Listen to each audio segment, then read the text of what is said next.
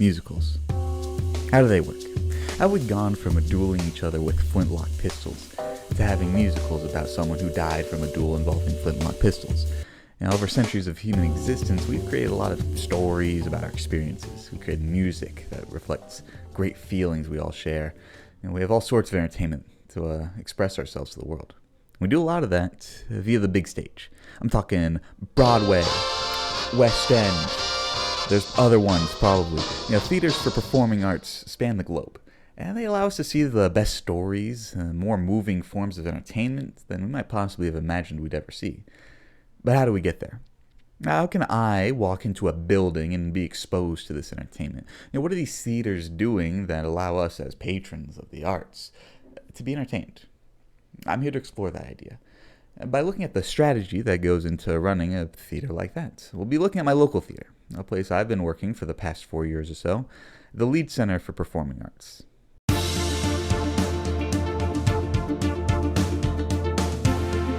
Before we begin in earnest, I want to talk about the purpose of this video. This project has two purposes. One being to fulfill my honors project requirement as a student of the University of Nebraska-Lincoln. Go Huskers. Go Huskers. The other is to be an entertaining and educational video essay that feels a popular format these days. I enjoy listening to people talk about things that I'd never really considered before, and I hope that this can satisfy someone out there's desire to learn about the world. And with some further ado, before we start diving into strategic analysis and the little complexities that come with that, let's set the stage for some things first, like a musical. Let's talk first about the theater itself, the Leeds Center. Cue the B-roll. Get the B-roll coming in here. Yep, there it is. All right, get it in. The Leeds Center for Performing Arts is a theater whose mission is to educate, inspire, and entertain the people of Nebraska through the performing arts. And their vision? That includes such ideals as engaging people and communities from across Nebraska with exceptional experiences, and creating new artistic works which contribute to the diverse culture of Nebraska and the world. Alright, to those of you who aren't business majors who heard all of that and thought, that didn't really tell me much about what we're talking about here, let's cut through a bit of the lofty stuff and talk about some of the basic information. Alright, so Leeds Center. It's a theater located in Lincoln, Nebraska. Bam, there. That sits just on the southwest side of the main campus of the University of Nebraska-Lincoln. About there. Now, seatings for just over 2,200 people, and the shows span Broadway class musicals like Hamilton or Hadestown, local performances from the Lincoln Symphony Orchestra, and top hits like Baby Shark. I worked this musical. I honestly don't remember how it worked. I think it was a musical. I honestly don't really remember. There's some pictures of it probably at this point. The Leeds Center has it for you. So we've got the Leeds Center defined somewhat, but now let's get to the nitty-gritty. What is strategy? And when I was talking about missions and visions from before, what did that really mean? Strategy for a business consists of competitive moves done by managers to obtain customers, make the business bigger and better, conduct operations, and achieve targeted financial performance. Essentially, it's the decisions that the business makes to achieve its goals. How did I even get in this? I think it's like a perk of being a business major. It just kind of like appears around you when you start talking business. That was weird. I don't know how that happened. I got out of the suit, though, in the meanwhile. Anyway, talking about all those goals, that's great and all, but, what are those goals? What makes the Leeds Center get out of bed in the morning? What do they want for the future, even? That's the sort of information that's contained in their strategic vision, the path that they intend to take when developing their business. In contrast, you have a company's mission, which describes what they're doing now to get to that future. A vision is forward-thinking. A mission is focused on the here and now. And the Leeds Center has many ways it plans to expand its vision. Overall, they aim to transform the lives of the people of Nebraska through the performing arts. And then they go into the various ways that they're going to try and do so. That creating new artistic works and engaging people in community things from earlier, for example. But to go back to the business language for a moment, hopefully without a suit transition, they generally seem to pursue a strategy of differentiation, where they provide experiences that people can't get anywhere else. And how do I know that? Maybe I made it up. Or maybe it's based on their goals, listed here on their website in this like 12-point font that says goals. They want to provide a superior venue and patron experience and build artistic programs throughout the state of Nebraska. All right, so now that we have an idea of their strategy and what they want to put out into the world, how do we look at their effectiveness in doing so? We have wonderful frameworks that help us do so. You want to know what decisions a company should be making. Sounds like we should look at its strengths, weaknesses, opportunities, and threats with a SWOT analysis.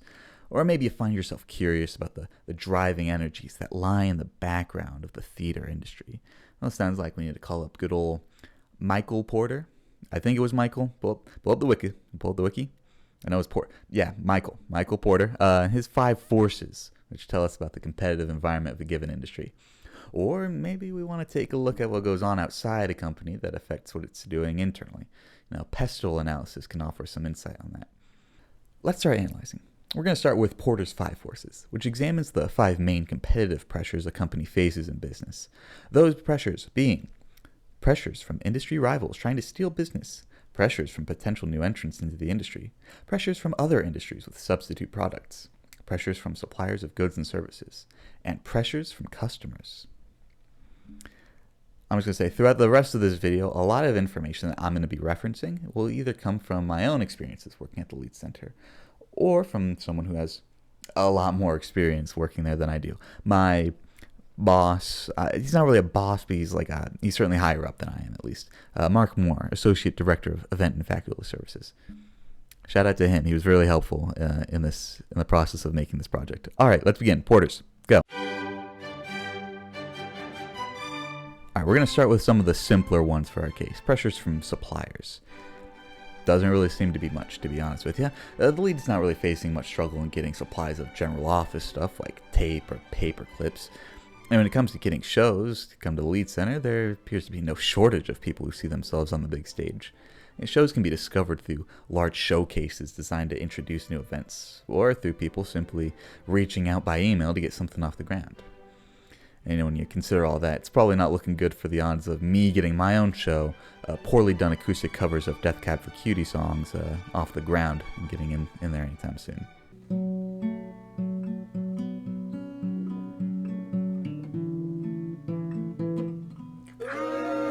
Almost had it that time. Hold on. Don't go anywhere. In total, supplier pressure limited. Probably like a down arrow, maybe a pressure gauge. We'll figure out how we want to represent that. Pressures from, let's talk customers. Those are pretty important. For the lead, they're constantly hearing feedback from patrons that they're trying to incorporate, make the center a better place for people to visit. And the economics majors out there might appreciate this next point. They have dynamic pricing, so as demand goes up, they raise prices to compensate. Yep, they have that one. As for pricing, it's a theater, and people expect to pay more for a theater-like experience, meaning that they can raise prices and people still will pay $7 for a cup of gummy bears. Though they are pretty good gummy bears, I'll tell you that much. Customer pressures, yes, those. They're also limited. Down arrow, pressure gauge, wherever. We'll figure that one out. Next, we have industry-related pressures. Wow, exciting. That includes those from other industries, new entrants, and current competitors, those sorts of pressures. Let's talk a bit about what industry the lead is in first. It may be easy to say the industry is theater or entertainment, call it quits there, but they actually do a lot more than just putting on shows. They're a bit multi-industry, if you will. They do a lot of outreach for the community, offering opportunities for students to tour the building, learn about the theater itself, offer dance lessons from Broadway-level casts that are coming through, and the efforts of the Lead Center, they extend beyond the city as well. They do a lot. Unfortunately, we're focusing on the stuff that pays the bills. So, pressure from potential substitutes. In our great city of Lincoln, it's hard to do. I mean, you have local movie theaters where people can spend their time and money, of course, but nothing comes close to the experience of a live theater. Similarly, I can't imagine it's easy for substitutes out there to have similar levels of, or even areas of community outreach like we were talking about earlier. Unless, of course, I implement my plan to teach people how to perform poorly done covers of Death Cab for Cutie songs.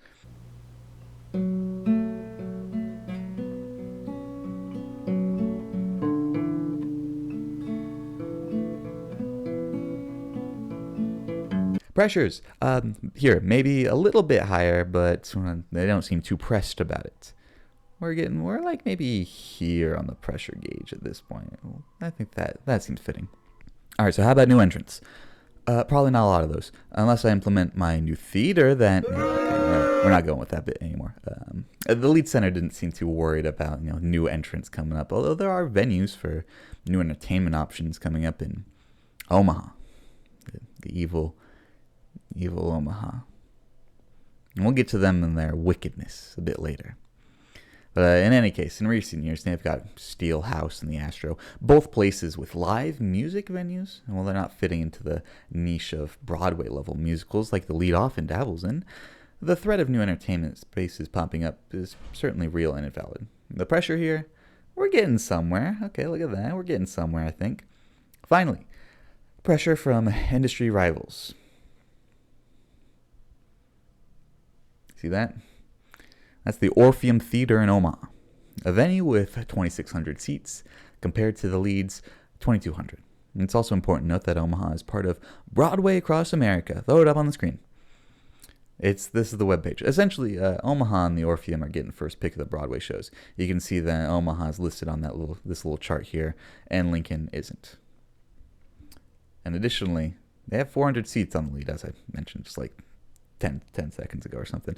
And here's something for us accounting majors. We're going to do a little bit of a math segment real quick. All right, math. Get the math going. Okay. Let's say we have a performance of my poorly done cover show coming through. That's right. It's back now. And I've branched into other popular musicians, and I can easily sell out just about every show. And I know what I've got, so I'm selling these tickets for about $100 a piece. And I also want to keep the show moving across the country quick. So I'm only staying in Nebraska for 5 days, getting on the road right after my last show. I can't be switching between cities every night, doing one show in Lincoln, one show in Omaha, given all the setup and tear down of the microphone and the guitar and the stool I'll be sitting on probably. So I can't be switching cities. What am I going to do if I want to maximize my profits? We have 2,600 seats. Times $100 times the 5 shows I'm doing at the Orpheum, it's looking like I'm going to get $1.3 million. And of course, that doesn't take into account the fact that profits are going to be split between me and the Orpheum and all the expenses that they have to pay for. But it's $1.3 million of money just being made purely right there. Now, if we go to the lead center, on the other hand, we've got 2,200 seats. I think it's actually closer to 2,250, but we're going to round down to illustrate my point a bit more. So 2,200 times the $100 times the 5 shows again, we're looking at $1.1 million instead. If I'm looking to make the most money that I can, I'm probably going to Omaha and the Orpheum. Now, Omaha is the villain in the story, the wicked city of the east of Nebraska. And now, where's Lincoln located in Nebraska? Yeah, it's in the east too, but Omaha is more east, which makes it more evil. It's like a lateral scale, and that's why Iowa is the most wicked of them all. Anyway, pressure reading here, probably the most substantial. When you consider the threat of new entrants that have been seen the past couple of years in this part of Nebraska, the current long-standing competition from the Orpheum as well, you've got a lot of pressures on you. All right, so that's far from the only way we can look at the lead center. We can also utilize the pestle framework. Where is it going to? Oh, there it is. There it is. Yep, it's like there. Perfect. It's called that because it consists of a variety of factors that can affect a company. And when you grind them up in a mortar and pestle, it creates a consolidated powder of what a company needs to be concerned about. It's also an acronym or whatever. Yeah, throw up the acronym. Now, to be honest, I think it's usually written like this, but I want to end on one of those E's because there's a lot of stuff to talk about there. So we're going to swamp those back. Perfect. Now let's get started.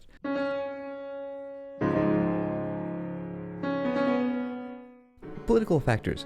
Yeah, art is inherently political. It's not about that right now, though. It may seem silly or it may seem obvious to you, but political factors do play a role in what the lead center is capable of doing. And remember when I mentioned a bit earlier, talked about how it's located on the southwest side of University of Nebraska-Lincoln's campus. That's officially a part of the university. It's part of a state-funded university, actually, meaning You have to be a little bit more careful about the sort of political message you're able to send with the shows and the shows you're allowing to be featured. I wasn't told about any specific shows, but it does sound like there have been smaller groups that weren't invited to perform at the Lead Center due to this selectivity. Okay, environmental factors. It may not seem like there's much the Lead can do about that. It's not like we're burning the musicals to provide entertainment like you burned coal to provide power, but the Lead has been making some efforts from this standpoint. They've been using LED lights, which can last longer, they're more efficient, that sort of stuff helps bring electricity usage down. And they've also used toilet paper brands without cores, helps reduce waste, constant updates to air filtering to ensure that machinery is running efficiently. That all helps promote the Lead's green thumb. Maybe my thumb will be green. Whoa, how is it doing that? Oh no, it's like purple now. Unfortunately, there's a weak point, that like purple thumb probably. That weak point's the concession stand. Unfortunately, that's where I work. Got a lot of plastic cups. You can probably see it in like this picture up there. There's a lot of plastic cups. And they're recyclable, sure, but not everyone's doing that. It's a difficult form of waste to manage, especially when you're getting so many customers, hundreds, thousands, depending on the show. All right, time for social factors. There on the chart somewhere. No. As we talked about earlier, Lead Center is doing a lot of community outreach, and these events can vary depending on what show has come through at the moment. Recently, the Lead Center hosted the Philadelphia Symphony Orchestra. It was recent at the time of writing the script. It's been like a couple weeks at this point, but we hosted them. They were great, by the way. They had various classes, going on with the conductor and piccolo master classes for students to go to, things like that were available for the community members. They even have programs that allow kids and families who might not normally be able to go see something at the Lead be able to do so. Isn't that just like sweet? They're being a good part of the community. It's evidently important to them, as we saw in their vision statement earlier. Yeah, right? Remember that? We're taking actionable steps to demonstrate commitment to the values we espouse. It's pretty cool how that works out. All right, moving on. Tech. They have it, of course. You've got to be aware of the acoustics of your theater, and they have one of the tightest acoustic halls in the country, which sounds pretty sick. And maybe the architecture majors out there care about this one. The walls aren't parallel, which also helps with the acoustics, apparently. It does mean that sound can travel in a similar way from the performers to the audience as it does from the audience to the performers. So be quiet when you're watching a show, I guess. Anyway, a lot of thought went to the design of the theater. The seats, the distance from the stage. All of those factors contribute to how the Lead offers a good experience to its patrons. And of course, there's also the tech that goes into making a performance work. And since some revamps for Phantom of the Opera, and that came through some years ago, the Lead's been in a place where they can do just about any Broadway level show. So keeping up on technology leaves the Lead in a good spot. This thumb's not green this time. It's going to be like yellow maybe for technology. All right, so legal. I sure hope it is. You have your standard policies, and those include metal detectors, policies that generally don't allow people to bring weapons in unless they're an officer who can show their credentials that allow them to have one, those sorts of things. And the Lead Center does keep a list of the things they confiscate too, like how the TSA keeps a list of the crazy things that they confiscate, though I don't think the Lead Center is getting many people sneaking explosive replicas in.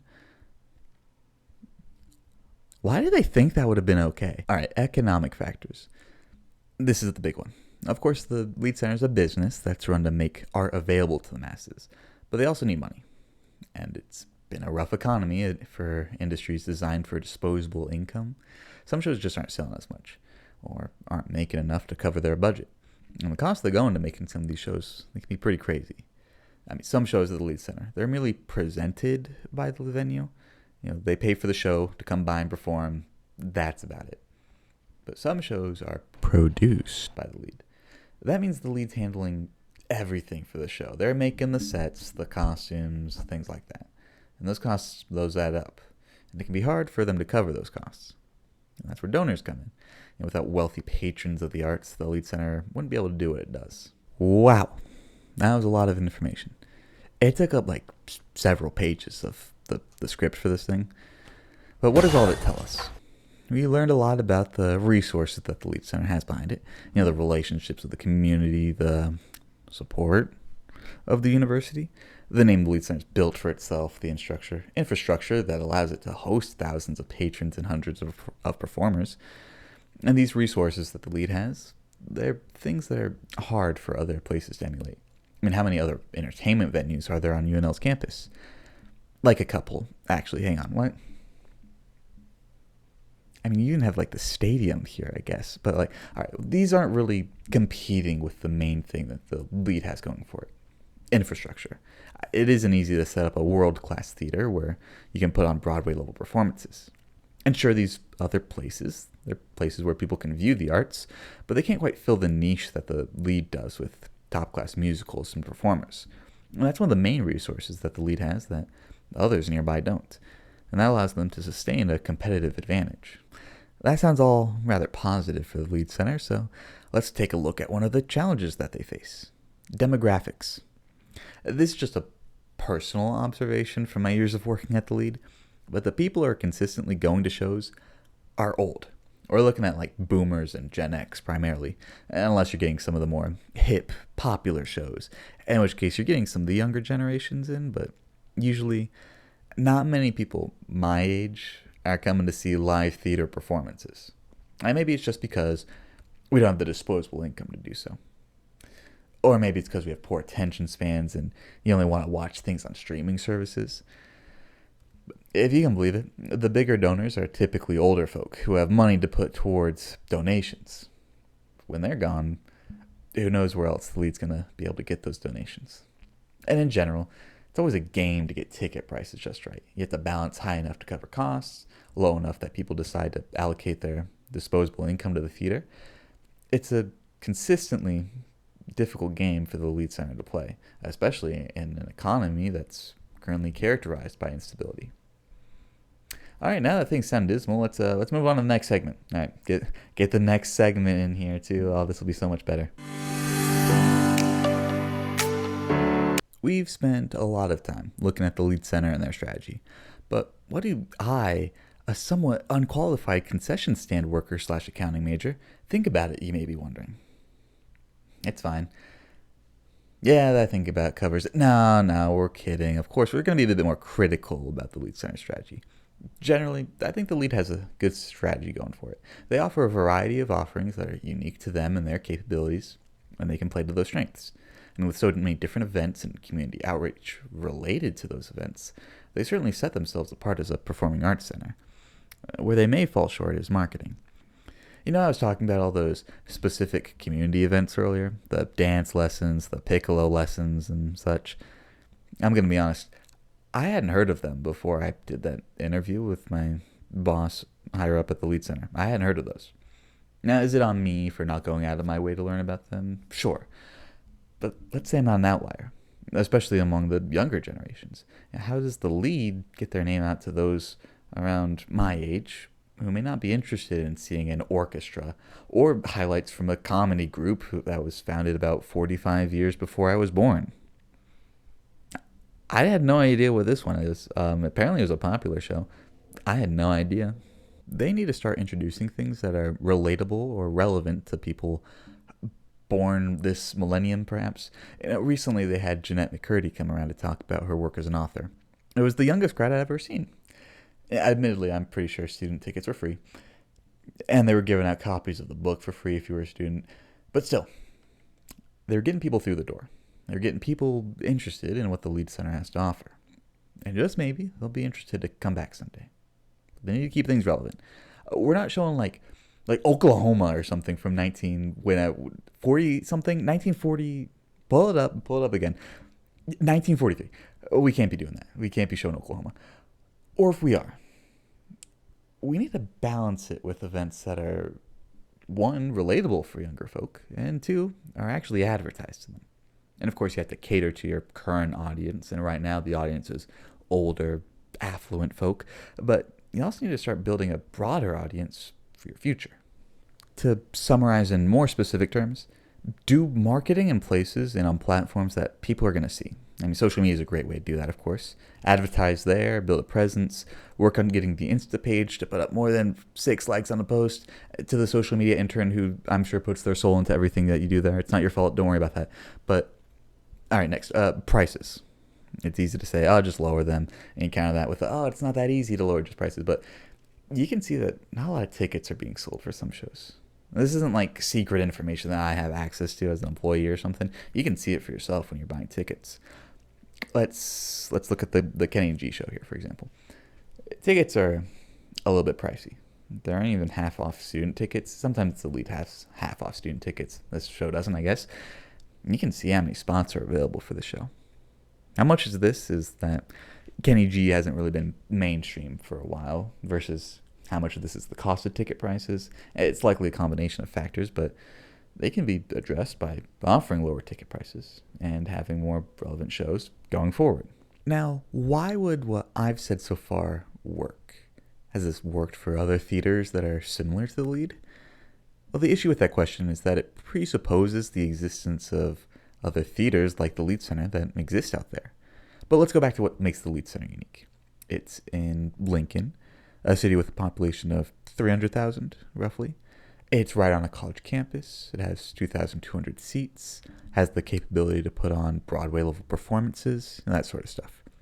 Are there other theaters out there who can match them? Let's look at this list of the 25 most amazing college theaters. How many of these can we compare to the Lead? First, we have Irvine Theater in Philadelphia. I'd say it's a no, to be honest. I can't even determine if there are like events that go on here. It says you can rent the space for events here, so that's kind of neat, but I see no indication that they're doing things for the public. They also claim to have the 11th largest pipe organ, but it seems to be in dispute. I don't know if we can trust them, to be honest. Next, we have the Cutler Majestic Theater in Boston, and this one gets close. They at the very least seem to put on shows that people can buy tickets to on a website. The main respects where it differs, the city of Boston is about twice as big as Lincoln, which is honestly not as big as I thought it might be. Boston always seemed like a lot bigger in my head, I guess. Anyway, the theater itself is about half the size of the Lead. The college it's on, Emerson College, has a student population of 5,263, which is about a fifth of the size of UNL's student population, significantly smaller. Next, we have the Yale Repertory Theater in Yale. Notice how this is a repertory theater. I'm not going to go too into the details of what that means here, but the big difference is the size. They're not designed to be doing Broadway level stuff. They're more of a local performance sort of thing. And that's reflected in how many seats they have. They have less than 500 seats. Next, we have the Center for Dramatic Art next in North Carolina. Just a singular art, by the way. Similar to the previous one, they're designed for smaller performances and thus have smaller venues. Allegedly free student admission, though, so good for them. Hello, this is script writing Daniel here. I decided that walking through each one of these individually like this was going to take forever to do. So, we're really gonna go quick here. For my purposes, I gave a theater more consideration if it had over 1,000 seats. 21 is a no. Curtis M. Phillips Center in Florida. I know I just said we're gonna go quick, but this one is actually promising. It has about 1,700 seats. It's actually on the University of Florida's campus. The city of Gainesville is about half the size of Lincoln, about 148,000. And looking at their website, wow, this is like remarkably similar to what the Lead Center has going on. Anyway, they're checking the boxes here. We'll come back to them a bit more detail later. 19 is a mystery. The website is a nightmare to navigate, so I can only assume they don't expect people to actually buy tickets for any of the shows here. This place is getting shut down. Rest in peace, the arts, I guess. They already shut down their museum on campus, too. I'm not too sure what's going on in DePaul right now. This one is small, also in New York City, which I'm just going to blanketly say is vastly different in population and demographics compared to Lincoln, Nebraska. 16 seems to be a conglomerate of a bunch of smaller venues, which I'm just going to say is cheating. Although if you want to watch Hamlet, they have a lot of performances of that going on, at least at the time of writing the script. I drew a picture of their calendar at this point, but the website was kind of obtuse to navigate and screenshot, all of that in one single image, so just take my word on that one. 15 is less than 1,000 seats and also in New York City. Also, the website I'm getting these from considers this to be rather large. We have different metrics for that, I guess. 14 is out, 13 is out, 12 is out, 11 is out, though the building looks kind of cool, to be honest. They get points for that, I guess. Also, their name is long. The Perry and Marty Granoff Center for the Creative Arts. I thought the lead center's full name was long. At number 10, we have the Blanche M. Tohill Performing Arts Center in St. Louis. The size? It's about 1,600 seats, so we're hitting the mark there. The types of shows? I'm not quite sure we're there. It can be difficult to find past events from some of these theaters, so I took to their Facebook page. And it seems like they love announcing the same show 20 times leading up to them actually showing it. Also, really?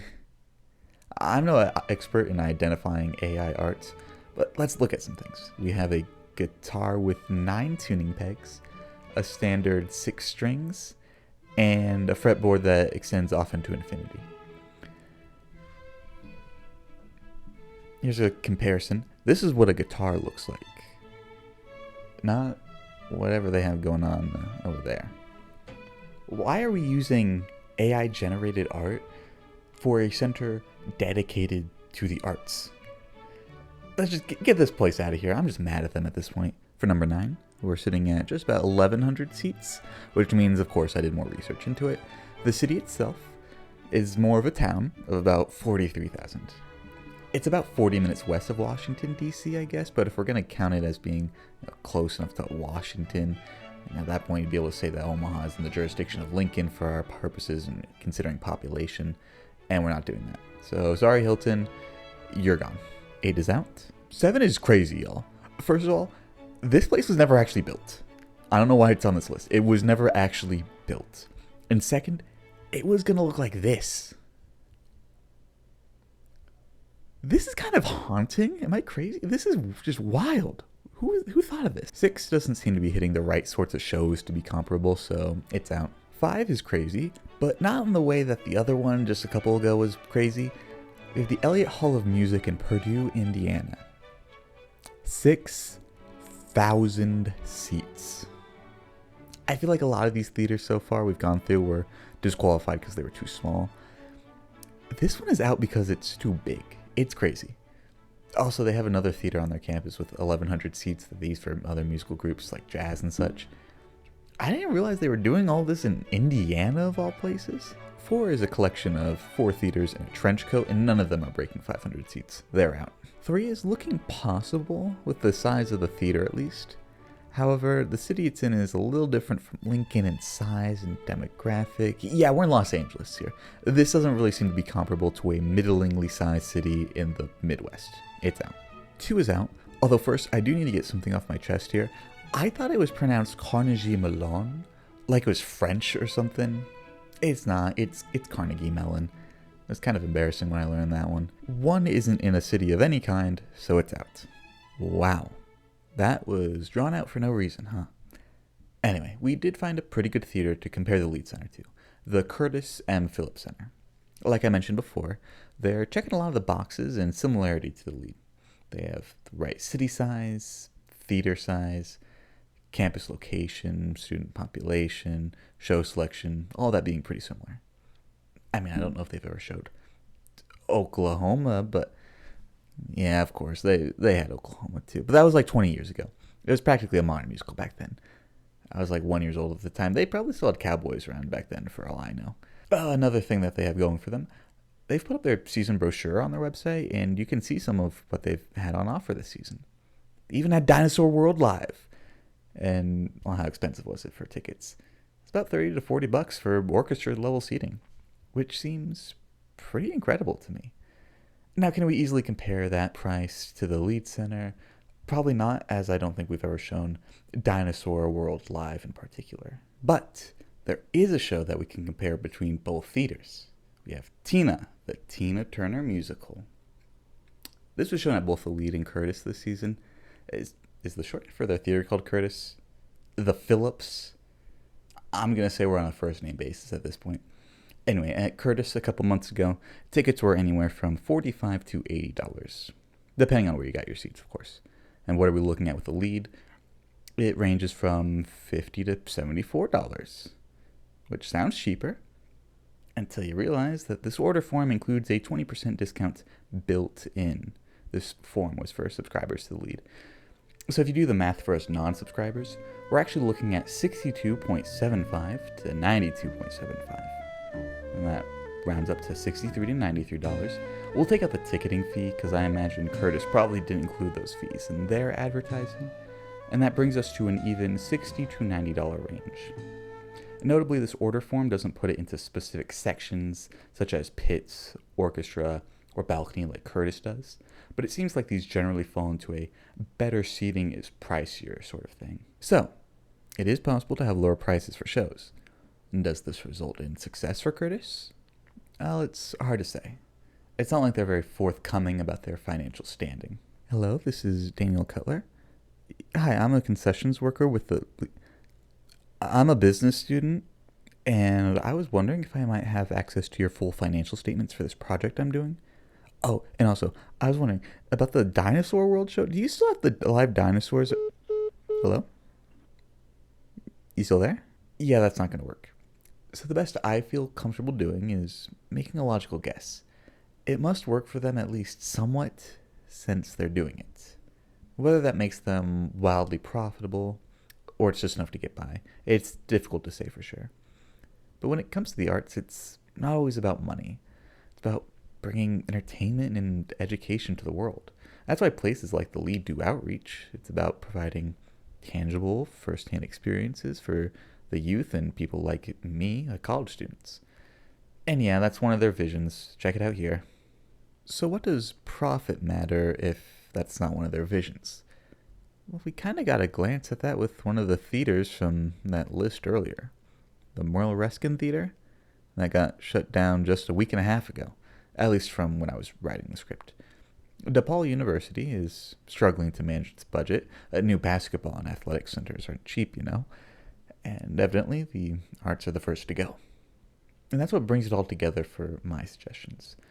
Profitability and awareness of the Lead and its offerings are inherent to their ability to continue as a theater and achieve their vision for the future. How do they do that, though? How might my suggestions be implemented?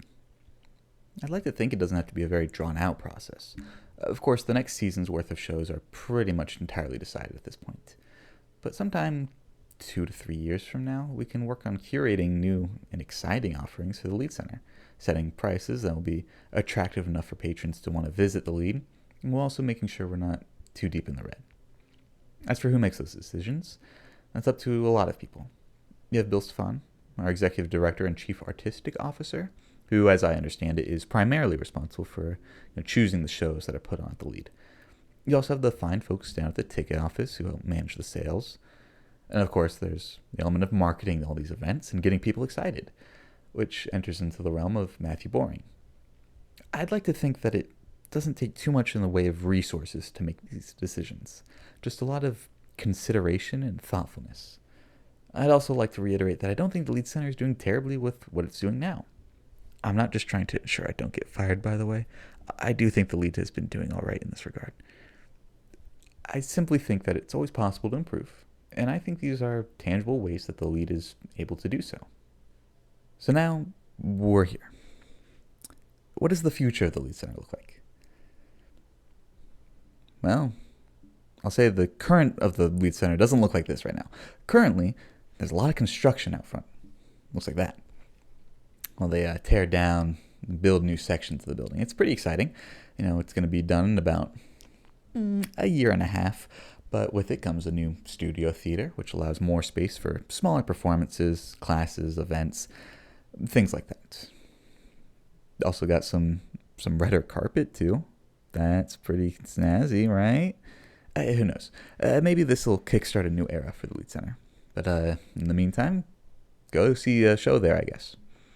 Maybe like Baby Shark, if that happens to come around again.